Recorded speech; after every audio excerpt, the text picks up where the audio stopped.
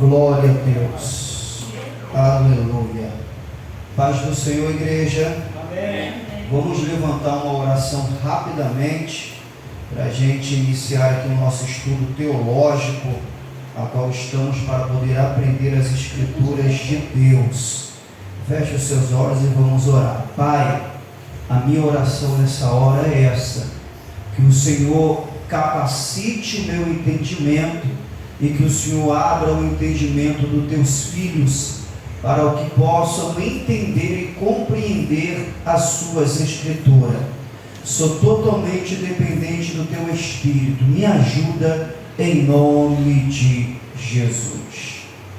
Glórias a Deus, glórias ao Senhor.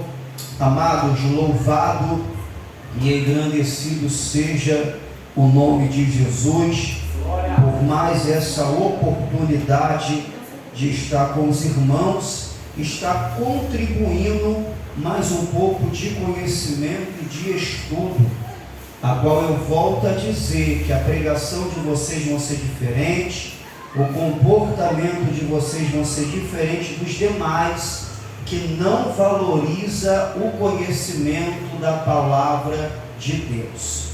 Hoje vamos tratar sobre sono da alma, mortalidade e imortalidade, ok? É claro que quando a gente entra em assuntos como esse, se abre vertente para outros assuntos. É por isso que a gente está dividindo os estudos em fases, porque não pode ser algo corrido e os irmãos têm que compreender. Como eu falei a priori ao pastor Robert, é o ponto e o contraponto. Por quê? Eu não posso ensinar para vocês somente aquilo que é certo.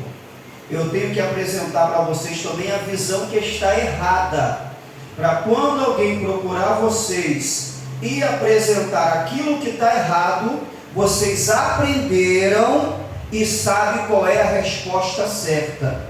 Eu não posso de imediato já aplicar o estágio intermediário, a imortalidade da alma, sem apresentar o contraponto que é ao contrário. E quando alguém de repente apresentar para vocês, ou vocês assistirem no YouTube, poxa, o pastor ensinou sobre o estado intermediário, o que acontece após a morte, mas esse camarada está ensinando que após a morte acaba tudo. Então eu tenho que ensinar os dois pontos para que a mente de vocês possa abrir e vocês possam ter conhecimento. Dentro disso está a apologética, ok? Dentro disso está a apologética, que é a defesa da fé. Mas como você vai defender a fé se você não sabe aquilo que é errado e aquilo que é certo? Se eu só ensinar para vocês e fazer aplicação daquilo que é certo, sem explanar aquilo que é errado, vocês não vão ter conhecimento. Então vamos usar um texto agora que os adventistas, as testemunhas de Jeová, usam para defender o sono da alma, ok? Abra sua Bíblia em Eclesiastes, primeiro você anota, depois você abre. Eclesiastes capítulo de número 9, o verso de número 5 e o verso de número 6. Eclesiastes capítulo de número 9, o verso de número 5 e o verso de número 6. Glórias a Jesus. É o texto que eles usam para defesa do sono da alma. É o texto que eles usam para defender o monismo. O homem é um bloco só, não tem divisão. Morreu o homem, acaba-se tudo. É o texto que eles usam.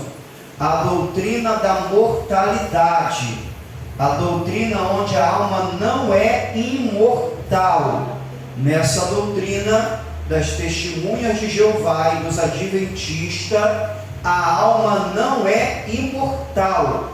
Eles pegam o texto de Gênesis e tornou-se o homem alma vivente e entende que o homem é uma alma. Eles não entendem que o homem tem uma alma. Por isso que a tradução mais correta é e o homem tornou-se um ser vivente. Ser vivente vai abrir uma pauta para ter espírito, para ter alma e para ter corpo. Só que quando eles pegam a tradução tornou-se o homem uma alma, eles entendem que o homem é uma alma. O homem morreu, acaba-se tudo. Eclesiastes capítulo 9, todos acharam? Anota e depois abre para a gente ler. Olha o texto que eles usam. E olha como é importante você ter ferramentas na área da interpretação do texto. Na área da interpretação do texto é de suma importância ter ferramentas. Anota aí antes da gente ler. Bota-se interpretação de texto, que mais à frente a gente vai estudar sobre isso. Interpretação de texto.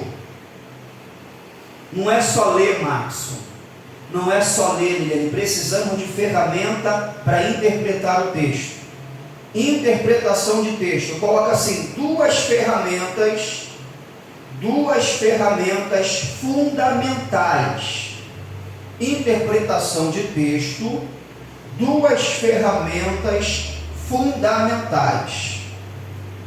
Aí vocês escrevem homilética. Interpretação de texto, duas ferramentas fundamentais. Aí você escreve homilética. Se eu pronunciar errado, irmão, depois vocês vão no Google e pesquisa como se escreve da maneira certa, ok? Isso tem que ficar bem claro, mas eu já dou um oriente, um norte para vocês. Interpretação de texto, homilética. Aí você vai escrever duas ferramentas, exegese e hermenêutica. Exegese e hermenêutica são duas ferramentas fundamentais para poder se interpretar um texto da maneira correta. Glórias a Deus. Glórias a Jesus.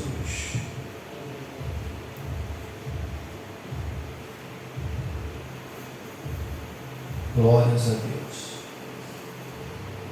Vamos a Eclesiastes 9, repetindo o verso 5 e verso 6, aonde essa doutrina do sono da alma usa como base para poder aplicar essa doutrina, aonde a alma não é imortal, aonde eles pregam o ensino que após o homem morrer, acabou-se. Só quando vir o arrebatamento, o juízo final, que o homem torna a viver. Morreu agora, já era, não tem mais nada. Segundo a doutrina do sono da alma, dos adventistas, das testemunhas de Jeová e dos demais que assim acreditam. Olha o texto que eles usam. Um dos textos que eles usam. Porque os vivos sabem que hão de morrer, mas os mortos não sabem coisa nenhuma, nem tampouco terão eles recompensa, porque a sua memória jaz no esquecimento. Amor, ódio, inveja para eles já pereceram para sempre. Não tem eles parte em coisa alguma do que se faz debaixo do sol. Então eles pegam esse texto, pegam esses versículos de uma maneira isolada e falam: o homem morre, acabou a memória. O homem morre, acabou o ódio, acabou o ódio. Nada se sabe depois que o homem morre. Acaba-se tudo. A alma não é imortal, porque acabou-se tudo. Eles pegam esse texto de uma maneira isolada para poder aplicar. Agora vamos para o Novo Testamento. Eu vou voltar aqui para poder fazer uma exegese e uma hermenêutica desse texto.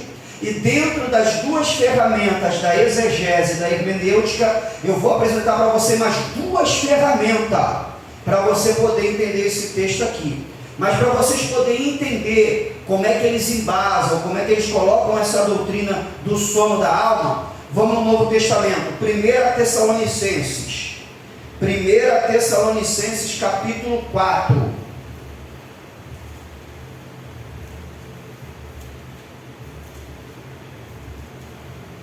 1 Tessalonicenses, o capítulo de número 4.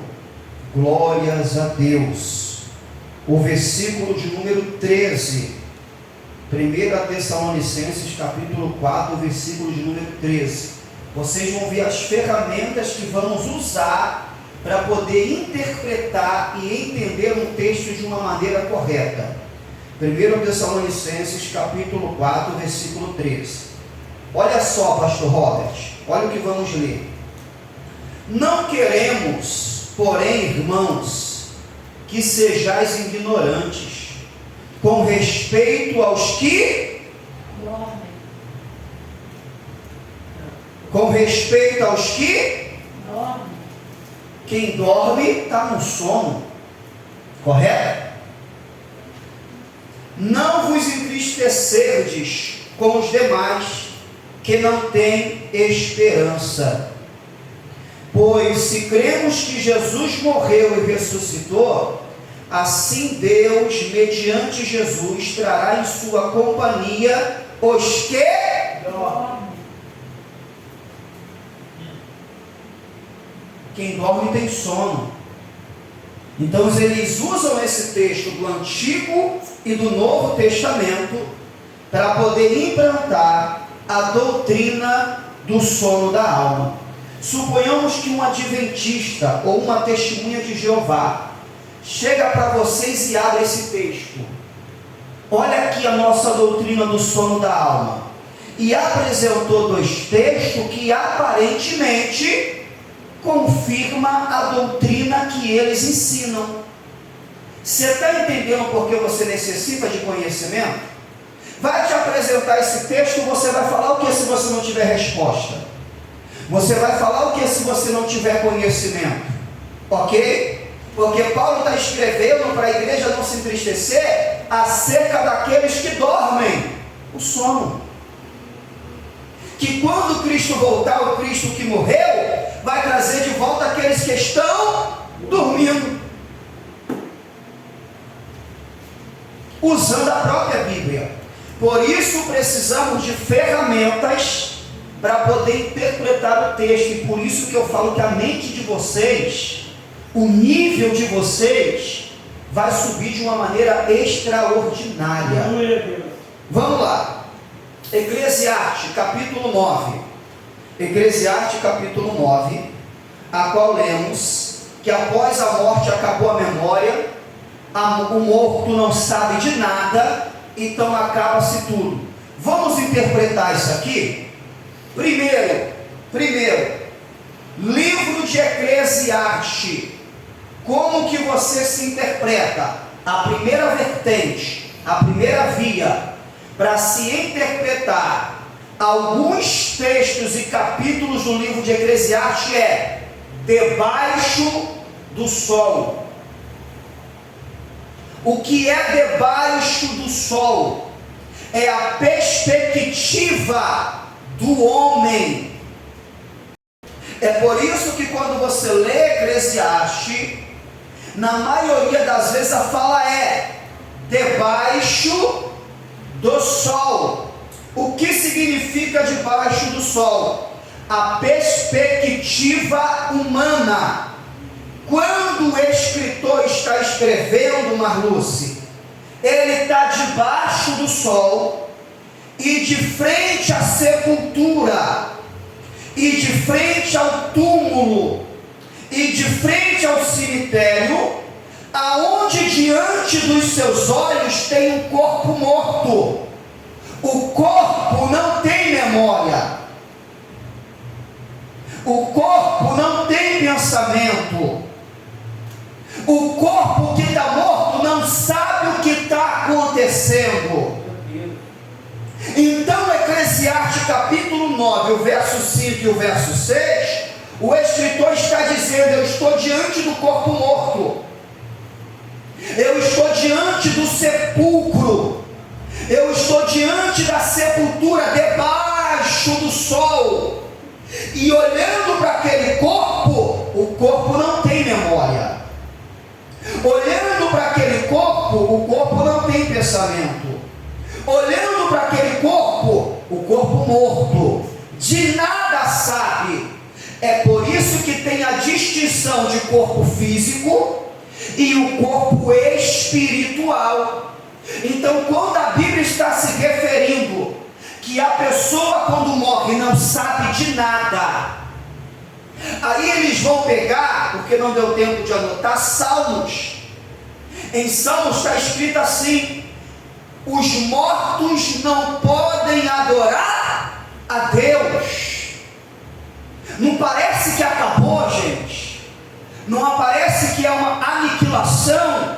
Porque Salmos vai dizer assim: os mortos não podem adorar a Deus. Se você pegar isso e isolar, morreu, acabou.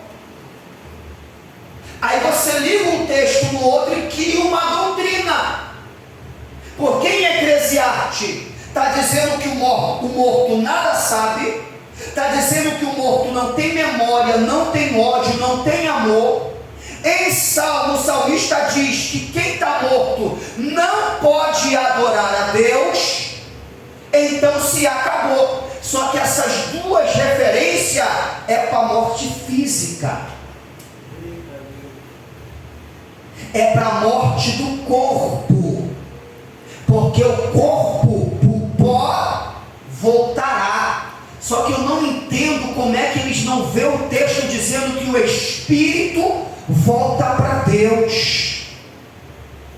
Então eles fazem um isolamento, faz uma exegese e confundem, gente, a morte física, a morte espiritual e a morte eterna. Então, Eclesiastes, a primeira via de interpretação, quem está escrevendo, ele está tendo uma visão debaixo do céu, que é a perspectiva humana. Então ele está vendo o corpo morto, não tem memória, não tem amor, o morto nada sabe, mas é referente ao que? O corpo físico. Como se interpretar isso? Eu te dei a primeira vertente, que é debaixo do sol. Você entendeu que o escritor está falando daquilo que ele está vendo? Vocês entenderam isso aqui? Está diante dele o corpo morto, e ele está escrevendo, não tem memória, não sabe de nada, que é o corpo físico. Vocês estão entendendo isso aqui? Então é debaixo do sol, a perspectiva humana. Existe duas perspectivas, a humana e a divina. Você enxergar o texto de uma maneira humana e você enxergar o texto de uma maneira divina. Pastor, como se chama isso? Vamos ler porque é complicado. Você já notou exegese, hermenêutica e o campo da homilética, correto? Olha para cá. Dentro da exegese e da hermenêutica, para você interpretar um texto, existe dois tipos de interpretação, as duas ferramentas. Escreve assim: fenomenológico. Fenomenológico. Fenomenológico.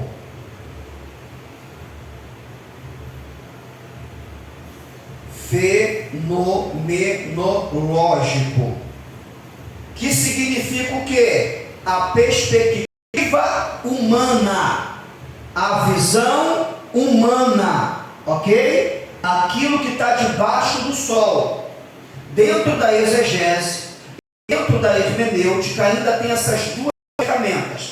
A primeira, fenomenológica, que é a perspectiva humana, que é o Eclesiastes capítulo de número 9. É uma perspectiva humana. Ele está falando daquilo que está diante dos olhos dele. O corpo físico está morto, não sabe de nada, acabou. Os mortos não podem adorar a Deus, é o corpo físico, acabou.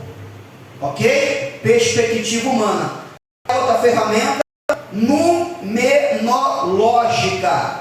numenológica ou numenológico,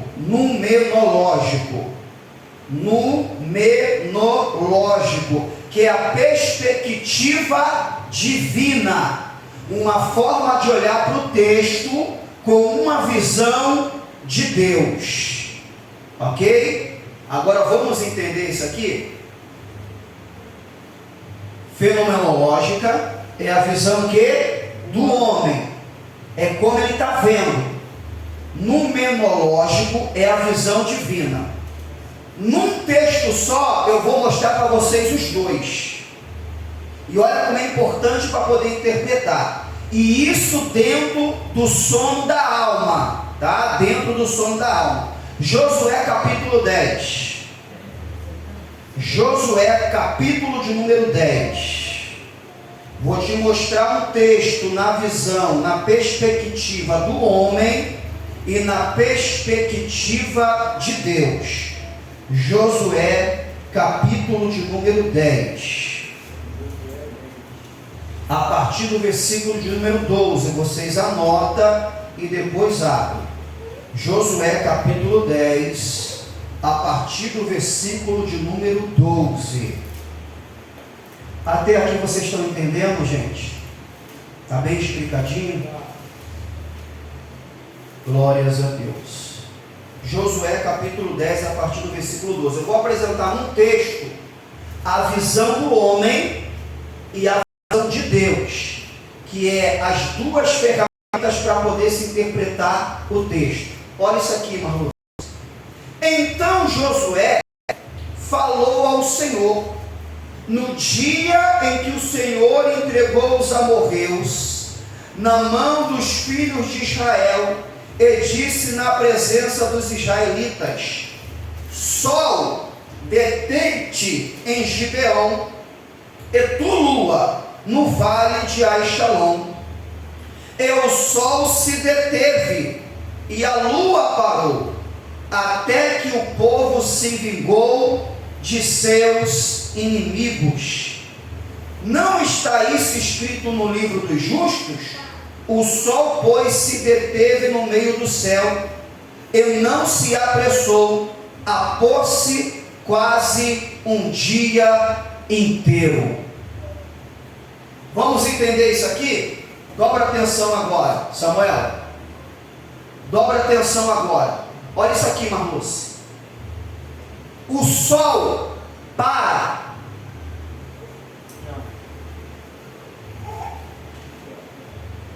O sol para? Todo mundo diz não. Mas o que está escrito aqui? Que o sol... A Bíblia erra? A Bíblia mente? Então eu vou repetir a pergunta: o sol para? Não, o sol parou. O sol parou. O sol parou. Como é que vai parar aquilo que já está parado, gente? Mas não está escrito? Mas não é o sol que para. Mas na perspectiva de Josué, que é a perspectiva humana, para ele o sol. Então ele vai escrever aquilo que está diante dos céus. No meu entendimento, na minha perspectiva, eu orei e o sol, ele vai escrever. Ele vai relatar. Só que na perspectiva de Deus, para Josué que ele escreveu, o sol parou. Só que na perspectiva de Deus, Josué, eu parei a terra. Pela cara dele teve confusão. Perspectiva do homem e a perspectiva de Deus. Como o homem vê as coisas e como Deus vê as coisas.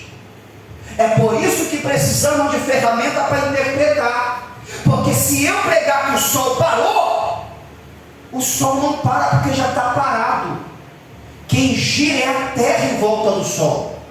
Só que na perspectiva de Josué, naquilo que estava diante dos olhos dele, foi o sol que parou. E ele escreve. Só que não foi o sol que parou, mas ele escreveu aquilo que estava diante dos seus. Eclesiastes 9, o morto nada sabe. O morto não sabe nada, porque está diante dos olhos daquele que está debaixo do. Só que na perspectiva divina, o homem que está escrevendo Eclesiastes 9 está vendo o corpo. Só que Deus está vendo a alma e o espírito. Eita glória! Vocês estão entendendo isso aqui? Então para Josué o sol que parou. Só que Deus parou a terra. Calabras telemandaraia. E na área da ciência é comprovado que o planeta Terra tem um dia menos. Não me pergunta para mim como a ciência descobriu isso. Eu sei aquilo que está na Bíblia. E pela Bíblia eu sei que isso aconteceu. Então Josué ora para o sol parar, porque ele não tinha teologia. Josué era guerreiro. Josué não tinha conhecimento. Então ele vai escrever aquilo que está diante dos seus olhos. Ele acredita que está acontecendo. O sol parou quando eu orei. Só que Deus não parou o sol, Deus parou a terra. Vamos dar um glória só para poder mostrar que a gente vai ter gostado no estudo. Fala assim: para o homem, o sol está parado. Só que para Deus, ele parou a terra. Glória! Deus Santo! Aleluia! Entendeu, gente? Entendeu a profundidade? Entendeu, Lili? Então ele está orando para o sol parar. Só que o sol já está. Agora olha que coisa linda. Isso aqui vai dar problema, porque vai para o YouTube. Porque a Bíblia nos orienta a orar de maneira: não recebeis porque pedis. Ele orou errado, só que Deus respondeu certo. Meu Pai eterno! E aí, professor? E aí, teólogo? Ele orou errado, só que Deus respondeu certo. Por quê? Vale glória a Deus? Antes que a palavra venha na nossa boca, Deus já sabe responder. Meu Deus! Josué, você está orando da maneira errada, mas eu sei qual é a intenção que você quer que eu faça.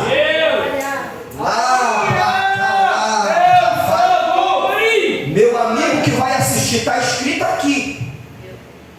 Está escrito aqui. Meu Pai, o sol está parado. E a oração dele é para o sol se deter, para o sol parar. Orando errado. Mas eu sabia o que ele queria. Meu filho, eu vou parar a terra. meu Deus! Glórias a Deus. Glórias a Jesus. Então, irmãos, são essas ferramentas que a gente tem que ter para poder interpretar a Bíblia. Então, esse texto que eles usam para o sono da alma, dizendo que acabou, está sendo refutado agora numa apologética, porque é uma interpretação equivocada, sem usar essas ferramentas que eu apresentei para vocês que tem que usar. Depois dessas ferramentas, o texto fica claro ou não fica? Acaba o quê? O corpo. Quem não sabe de nada é o quê? O corpo. Os mortos não podem adorar a Deus. O corpo, na perspectiva humana, porque na perspectiva de Deus, o Espírito está com ele. Aleluia! Glória! Entendeu, irmãos? Vocês entenderam? Então a doutrina do sono da alma é isso, que acaba tudo. E eles usam esses textos, para poder fazer essa aplicação. Só que é uma interpretação equivocada. É uma interpretação sem usar as ferramentas. Dessa maneira que eu mostrei para vocês, ficou explicado ou não ficou? Então essa doutrina cai por terra, porque esses textos que ele usa não são de acordo com a interpretação da maneira correta. Pastor, como explicar 1 Tessalonicenses capítulo 4, a partir do versículo 13, que Paulo está falando para a igreja: não se inquiete, não se preocupe com aqueles que estão dormindo, porque Cristo que morreu, quando ele retornar, vai trazer de volta aqueles que estão dormindo. Pastor, Paulo está dizendo que quem morre está dormindo. É o sono da alma. Como sair disso? Usando ferramentas de interpretação. Não tem como eu repetir, irmão, porque esses nomes são muito complicados. Vocês anotarem. Quando Paulo escreve, vocês vão anotar outra ferramenta aí, depois vocês pesquisam, que estão dormindo, Paulo está usando de eufemismo. Eufemismo. Pastor, o que é eufemismo? Uma linguagem branda. Porque a palavra morrer é muito forte. Então Paulo troca a palavra morrer pela palavra dormir. Quando Paulo está falando para não se preocupar acerca dos irmãos que estão dormindo, essa referência é só usada para quem é crente. Então ele está usando de eufemismo para vocês entenderem o que significa eufemismo. É quando uma palavra é forte demais, é quando uma palavra é dura demais e você procura uma melhor palavra para poder amenizar o peso da mesma. Você quer ver? Você chega para alguém que perdeu alguém, um parente. Fulano morreu. Fica tranquila, está dormindo. Foi descansar. Eufemismo. Mas na verdade o que? Morreu. Só que é duro demais. Então para você amenizar, você fala que está o que? Dormindo. Então o apóstolo Paulo está usando de eufemismo. É quando uma palavra é muito dura para se falar. É quando uma palavra tem um peso muito grande e você usa de uma maneira branda para poder expressar aquele texto. Então, eu vou mostrar para vocês em um texto novamente essa linha, ok? Por isso que quando Paulo está escrevendo na Tessalonicenses, que ele fala, não se preocupe com aqueles que estão dormindo, ele poderia dizer, não se preocupe com aqueles que estão mortos, que morreram, mas ele usa de eufemismo. Os adventistas, as testemunhas de Jeová, pega isso sem usar essa ferramenta e fala, ó, Paulo está afirmando que está dormindo. Só que quem está dormindo é o corpo que morreu, a morte física. Porque o homem não é uma alma, ele tem uma alma e um espírito. Então são apontamentos da Bíblia para o corpo físico, que vai ser transformado naquele grande dia. Só que a alma e o espírito sobrevivem após a morte do corpo físico. Eu vou mostrar para vocês um texto aonde Jesus vai usar de eufemismo, e quando as pessoas não entendem, ele usa a palavra direta. É forte ou não é? Evangelho de João capítulo 11. Evangelho de João capítulo de número 11. Está cansado, né, Marcos? Evangelho de João capítulo de número 11.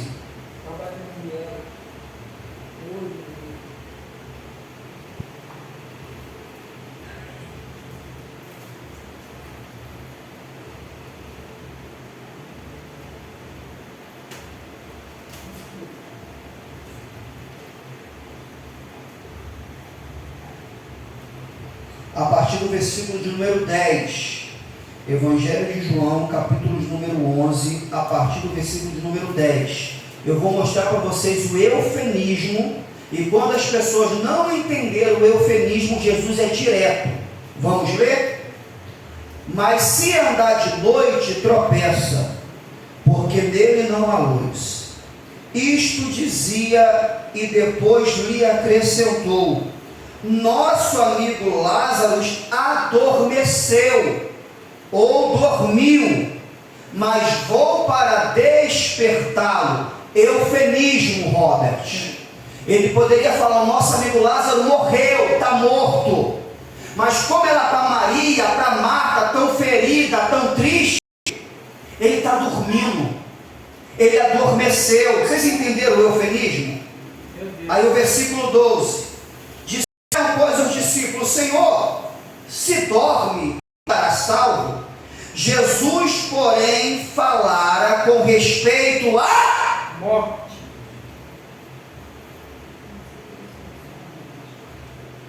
Vocês entenderam? Como ele estava conversando com famílias feridas, tinha acabado de perder um ente querido, ele vai usar o que? Eufemismo. Ele está adormecido. Ele está dormindo. E chega a dizer sono. Chega a dizer sono. Mas como ele não entendeu, ele foi direto. Isso aqui é eufemismo. Aí vamos lá. Disseram, pois os discípulos: Senhor, se dorme, estará salvo. Verso 11. Jesus, porém, falara com respeito à morte de Lázaro, mas eles supunham que tivesse falado do repouso do Sono. Então Jesus lhe disse Claramente. Lázaro morreu. Meu Deus! É sono, Pai. Então Jesus disse claramente: já que vocês não estão entendendo a minha linguagem de eufemismo, Lázaro morreu. Em outra tradução, está morto. Mas devido ao ambiente familiar, Marta está triste, Maria está triste, ele vai usar de eufemismo para poder ser uma linguagem branda. Mas como não entenderam, como as pessoas que interpretam o sono da alma não entendem, ele é claro. Já que vocês não estão entendendo a linguagem de eufemismo, Lázaro morreu e está morto. Aí eles isolam sobre o repouso do sono, porque quem morre em Deus, a alma descansa. Quem morre em Deus, a alma está em descanso. E faz uma interpretação totalmente errônea.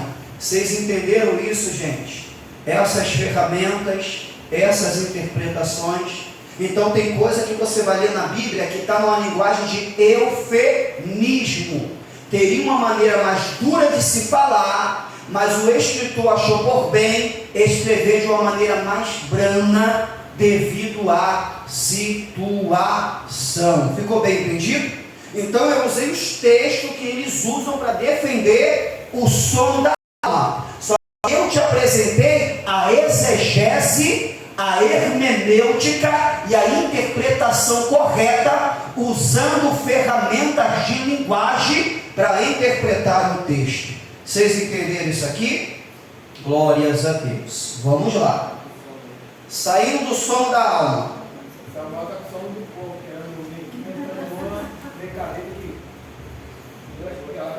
Vamos sair do sono da alma para a gente poder. Então quem defende o sono da alma são que? Os mortalistas, aniquilacionista.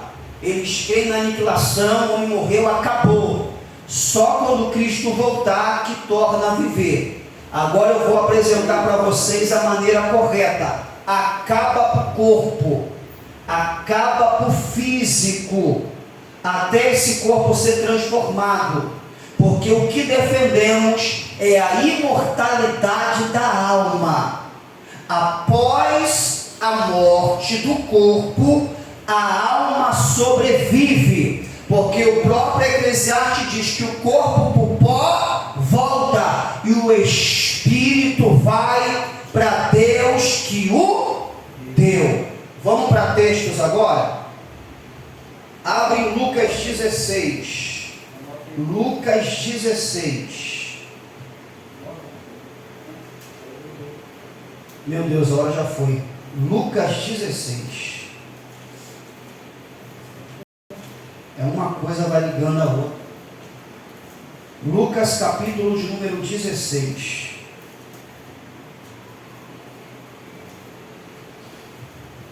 Você pode, eu vou ler para ganhar tempo. A partir do versículo de número 19. Março. Os teólogos e os professores dessas igrejas que eu falei para vocês, Testemunha de Jeová, Adventista e outras, vai falar isso aqui é uma parábola. Lucas 16 é uma parábola, ok? Só que isso aqui não é uma parábola. Quem estuda a Bíblia e usa as ferramentas que eu falei para vocês, vai entender que isso aqui não é já para começar. No século XII, se não me falha a memória, do século XII para trás, não havia epígrafes, não havia títulos. Epígrafe e títulos veio após o século XII. Os textos não tinham capítulos, eram diretos. Já começa por aí. Epígrafes e títulos foram colocados por homens que leram o texto e acharam por Deus, acharam por si colocar uma temática. Exemplo, eu faço uma campanha, eu pego um texto bíblico e eu coloco um tema em cima daquele texto que eu tirei da Bíblia. O tema não está na Bíblia, a temática foi eu que coloquei. A não ser que, quando eu pego um texto e o texto eu transfiro para o tema, como a nossa campanha, a Arca de Deus na casa de Obed-edom, é o texto. Outras pessoas vão botar uma temática, a presença de Deus na minha casa, não está escrito, ok? Então, muitos estudiosos, muitos teólogos professores, defendem que isso aqui é uma parábola, então não pode ser aplicado. Isso aqui não é uma parábola, porque as parábolas fazem comparação. O reino dos céus é semelhante a pontinho. Nenhuma parábola de todas elas que tem fala nome de pessoas. São comparações físicas. Olha como é que começa isso aqui. Ora, havia certo homem rico que se vestia de púrpura e de linho finíssimo, e que todos os dias se regalava esplendidamente. Havia também certo mendigo chamado Lázaro. Já começou com o nome. Robert, nenhuma parábola apresenta nome pessoal. Lázaro, está dando nome, coberto de chagas, que jazia à porta daquele, e desejava alimentar-se das migalhas que caíam da mesa do rico, e até os cães lamber-se as úlceras. Aconteceu, morreu o mendigo e ser levado pelos anjos para o seio de Abraão. Olha isso aqui, o mendigo morreu, o corpo físico. Só que a sua alma, o seu espírito foi levado pelos anjos para o seio de Abraão. Então o corpo morreu, só que a alma e o espírito é imortal. Os anjos vêm e levou para o seio de Abraão. Morreu também o rico e foi sepultado. No inferno, estando em tormento, levantou os olhos e viu ao longe Abraão e a Lázaro no seu seio. Então, clamando, disse: Pai Abraão, tem misericórdia de mim, e manda Lázaro que molhe em água a ponta do dedo e me refresque a língua, porque estou atormentado nesta chama. Vamos parar aqui. E outra coisa da tricotomia, só para entrar aí nessa parte aí, que dá para distinguir perfeitamente, porque se o corpo físico morre e o espírito volta para Deus, é por isso que a alma está lá sofrendo. Isso aí, amém? Eu falei que eu vou parar, é tipo assim de ler, mas eu tenho que fechar o pessoal do YouTube entender, ok? Olha para cá. Então o corpo físico morreu, foi sepultado. Os anjos vêm, leva a alma e o espírito para quem morreu com Cristo, para o seio de Abraão. E quem não morreu professando a fé, vai para um lugar de tormento, aonde no português está inferno, mas o correto é Hades, ou Hades, no grego, ok? Vocês têm que pegar isso aqui. Então a Bíblia está comprovando através de Jesus. Não é Pedro, não é Paulo, não é Tiago, não é Natanael, não é William, não é Malafaia, não é Ed Macedo, é o próprio Jesus. Jesus ia fazer uma ilustração, Jesus ia contar uma parábola para poder causar uma dúvida no meio da igreja, num assunto tão sério, num assunto tão complicado. Com certeza que não. Jesus está falando daquilo que ele contemplou como Deus. É por isso que no Evangelho de João, se não me falha a memória, o capítulo 6 ou capítulo 8, que ele está falando com os judeus, ele fala assim: eu sou antes de Abraão. Aí, judeus, esse camarada não tem nem 40 anos, como é que é antes de Abraão? É Jesus na sua natureza divina. Abraão nos meus dias me contemplou. Então, para quem é natural, irmão, não dá para entender isso aqui. Jesus fazendo 33 anos, nem 40 tinha, falando com os judeus: eu sou antes de Abraão, rapaz. Quem vai entender? É por isso que em João capítulo 3, quando Jesus está conversando com Nicodemos, que é doutor, e quando fala doutor, é doutor, conhecia a Torá, conhecia o Pentateuco formado, mas quando Jesus fala das coisas espirituais, Nicodemos fica cabeção. Aí Jesus: você sendo doutor não sabe, não entende do que eu estou falando?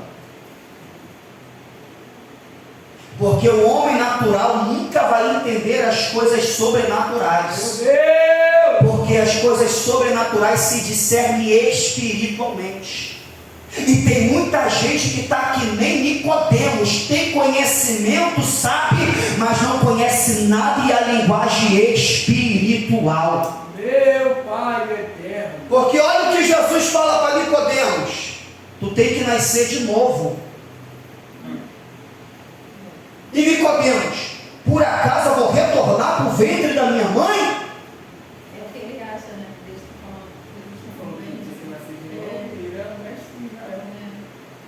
Não, Nicodemos, aquele que nasce da água e aquele que nasce do Espírito é Espírito.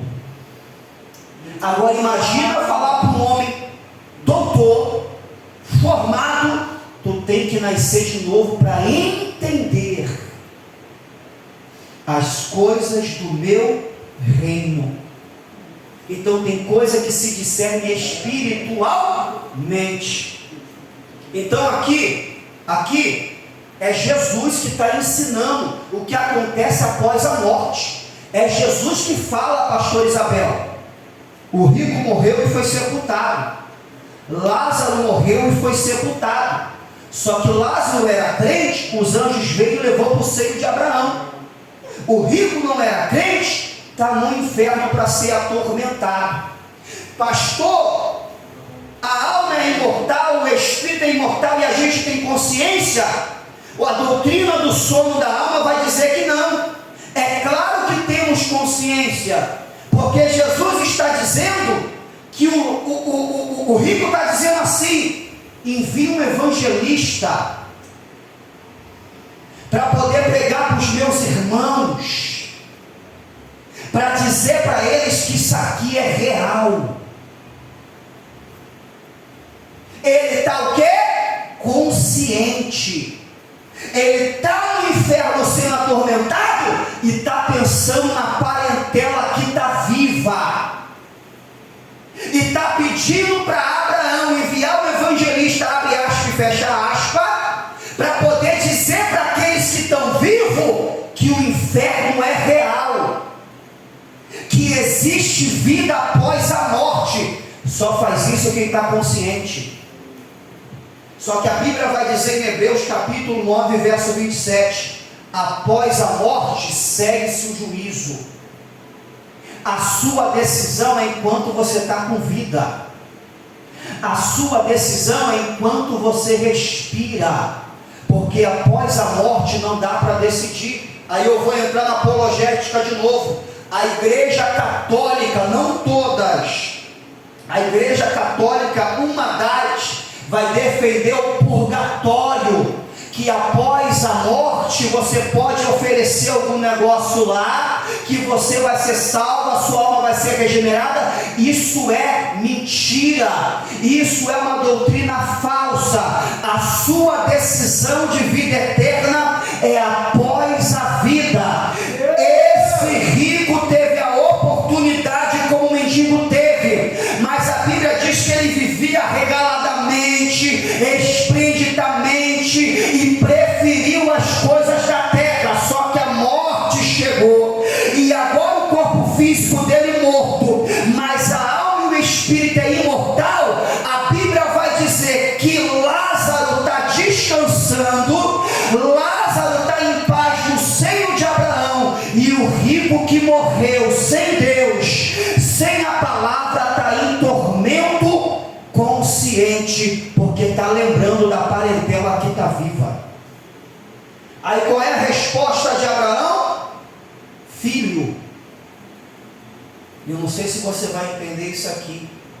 No inferno tem pessoas que Deus vai falar, filho. Você teve Moisés, os profetas, que é o que? A palavra. Ele fica consciente para lembrar do que foi feito aqui na, né? Sim. Das coisas que foi pregada, quantas vezes, né? Teve oportunidade, por isso que Deus deixa ficar consciente. Né? Você rejeitou a palavra. Mas, Lúcia, se na pós-vida, após morte, a gente fica inconsciente, como que você vai receber galardão se você não sabe o que você fez? Como que Deus vai castigar alguém se a pessoa não sabe por que está sendo castigado? Calabra-se. Então, quando Deus aplicar o castigo, a pessoa vai ter consciência. Pregaram para mim. Foi eu que rejeitei. Foi eu que não quis dar crédito, porque o julgamento de Deus é justo. Então ele está o quê? Consciente. Para a gente poder dar procedimento na próxima aula. Está vendo que uma coisa liga a outra? Deixa eu explicar isso aqui para vocês. Seio de Abraão, Hades. Gente, o Hades não é inferno, ok? O Hades não é inferno, mas pastor, está escrito inferno, é por isso que eu falei de ferramentas para se interpretar o texto. É uma linguagem portuguesa, porque no grego é Hades, não é inferno. Por quê? Vou explicar para vocês rapidamente. O Hades, o Sheol, vai ser lançado no inferno. Então quem morre hoje, desde Gênesis até Gog e Magog, vai para esse lugar chamado Hades, que eu posso dizer que é um comportamento, um lugar, uma área, para depois ir para o inferno. Quando se fala inferno é para poder fazer a distinção. Quem morre sem Deus vai para o inferno, e quem morre com Deus vai para o paraíso. Mas não é um inferno final, porque quem inaugura o inferno, que é o lago de fogo, é o falso profeta e o anticristo. Depois que o diabo vai ser destruído e vai ser lançado lá, com os ímpios depois do juízo final. Deu para entender isso aqui? Que eu ensinei na escatologia, ok? Só para quem assistir entender. Então está no Hades. Eu quero que vocês entendam isso aqui, que aí na próxima aula a gente fecha. Só que no Hades, de onde ele está, a Bíblia diz que ele tem que erguer os olhos. E erguendo os olhos, ele vê o seio de Abraão e Lázaro em descanso, e pede para molhar o dedo para poder aliviar ele. Ou seja, ele está consciente porque lembra da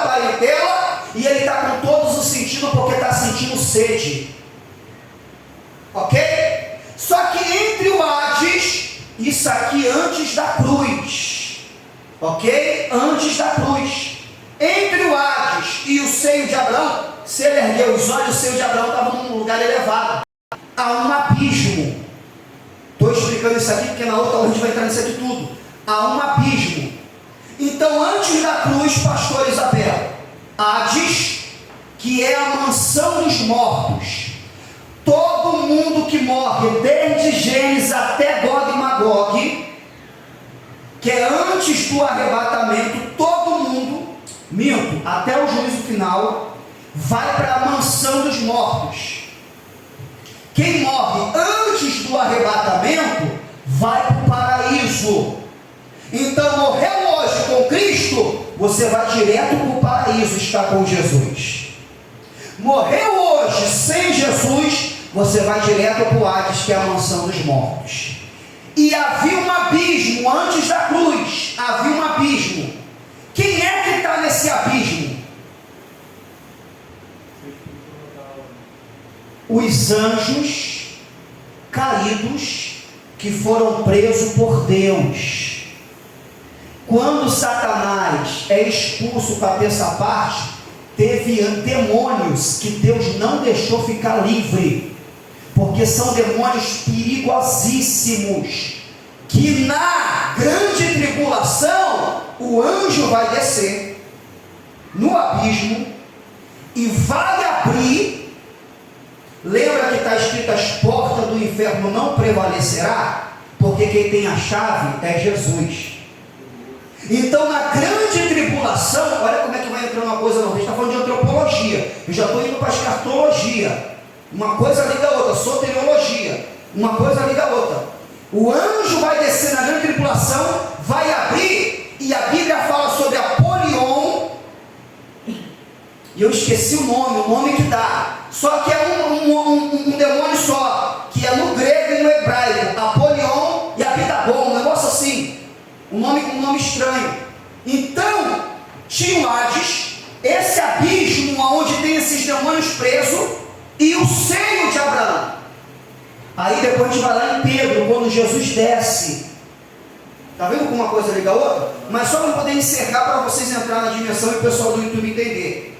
Quando Jesus morre, a carta à igreja de Éfesos, os Efésios, que antes dele subir, ele desceu às regiões mais baixas da terra e pegou o cativo e levou ao cativeiro. Vamos entender isso aqui? Então todo mundo que morria antes da cruz estava aqui no Hades, na mansão dos mortos, o abismo onde tem esses demônios presos, e o seio de Abraão que era aqui em cima. Para vocês entenderem sobre o abismo, lembra quando Jesus entra em Gadara, que ele expulsa uma legião? O que a legião fala? Não nos lance para o... que é onde estão esses demônios poderosíssimos que estão presos, que vai ser solto na grande... Até ele mesmo sabe que o demônio está lá. E não quer ir para lá, porque ia ficar preso. Deixa entrar nos porcos. Porque os demônios hoje, aqueles que Deus não prendeu, operam nas regiões celestiais. Efésios capítulo de número 6. Para vocês entenderem. Então isso aqui é antes da cruz. Quando Jesus morre na cruz, ele pega o seio de Abraão e transfere para debaixo do altar de Deus.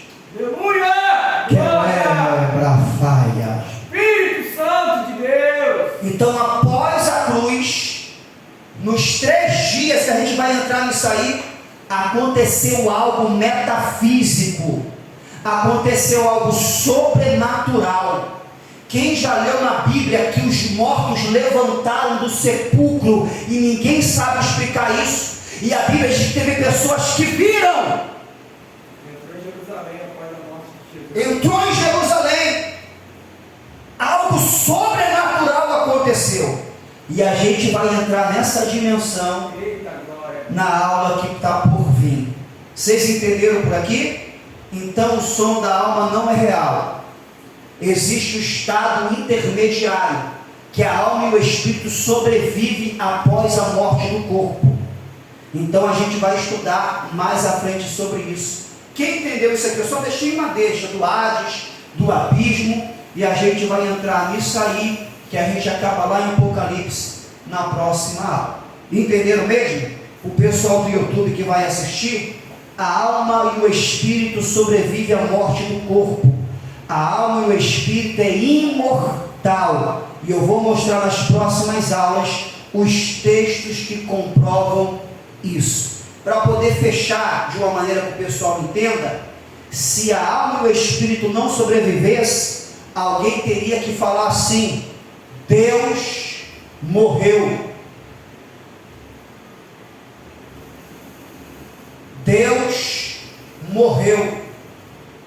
Porque quem defende o sono da alma e a mortalidade diz que acabou. Então, quando Cristo expirou na cruz, Deus morreu? Morreu o corpo físico. O lado divino dele é impossível de morrer. Por isso que ele fala: Calabra ferremanas. Pai, em tua mão entrego o meu espírito. Por isso ele fala para o ladrão: ainda hoje estarás no paraquelebracalavra-se. Ainda hoje estarás no paraíso comigo. Fala assim: tem vida após a morte. Como você vai viver após a morte? Você decide em vida se vai ser no paraíso em descanso consciente ou se vai ser no Hades em tormento. Na próxima aula a gente fecha isso. Aplauda ao Senhor, que Deus e Cristo vos abençoe. Fica de pé glorificando a Deus.